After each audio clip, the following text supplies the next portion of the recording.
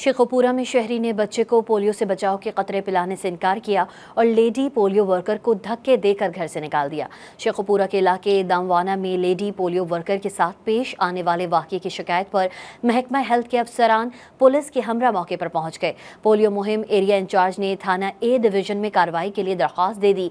DDHO health के मुताबिक इंसदादे polio team से बदतमीजी करने वाला शख्स अपनी गलती पर शर्मिंदा है।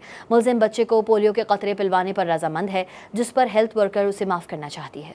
शेखोपुरा में शहरी ने बच्चे को पोलियो से बचाव के कतरे पिलाने से इनकार किया और लेडी पोलियो वर्कर को धक्के देकर घर से निकाल दिया। शेखोपुरा के इलाके दामवाना में लेडी पोलियो वर्कर के साथ पेश आने वाले वाकये की शिकायत पर महकमा हेल्थ के अफसरान पुलिस के हमरा मौके पर पहुंच गए। पोलियो मुहिम एरिया इंचार्ज ने थाना ए डिवीजन में कार्रवाई के लिए दरख्वास्त दे दी।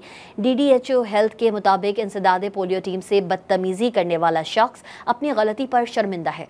मुलजिम बच्चे को पोलियो के कतरे पिलवाने पर रजामंद है, जिस पर हेल्थ वर्कर उसे माफ करना चाहती है।